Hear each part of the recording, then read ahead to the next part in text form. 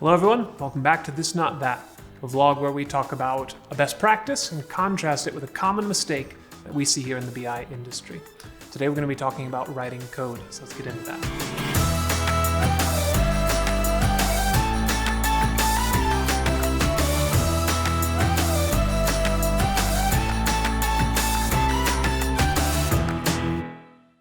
The topic we're talking about today is how to write good quality code. So this is mostly going to happen in that second stage of BI when you're doing your data cleaning. Sometimes in the third stage we're doing analysis as well.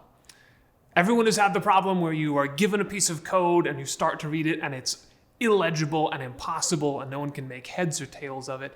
You're coming in behind some guy who told you, my code is so good it documents itself, and he was lying to you, right? And this is a problem that I see on a regular basis. So, when you're writing your code, remember that you need to write as if you're writing English, not as if you're writing computer, right? Write in English. So what does that mean? A few simple rules. Use white space. There are plenty of languages like Python that require white space, and plenty of other ones like SQL that don't care what the white space is. Regardless, use white space. Make things neatly indented, line things up, let people know when something begins and ends. A second way to act as if you're writing in English is to make sure that you have that documentation. Inline documentation. Take a moment just at the top and put a line to say, what is this? Think of Simon Sinek, when he says, start with why. Right? Why does this code exist? And then get into what does it do and how. But start with that why. Explain to someone why they need to read this at all.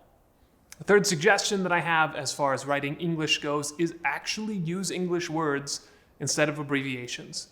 Computers are just as capable at reading abbreviation as opposed to something that is all the way written out, but we are not. So take the time, and I know it's a pain, I know. Take the time to sit down and instead of having a table called A, actually call it its full name. If you'll do these things, if you'll pay attention to white space, if you'll add those inline documentation notes, and if you'll take the time to use real words instead of abbreviations, your code will be legible and understandable, not just for you, but for anyone who comes after you, and they will thank you from the bottom of their hearts that they didn't have to figure this thing out on their own. If you enjoyed today's topic, I encourage you to leave a comment below with your own thoughts, or if you have an idea for a best practice that you'd like to see used more often here in the BI community, by all means let us know. You can follow us on social media or head to our website.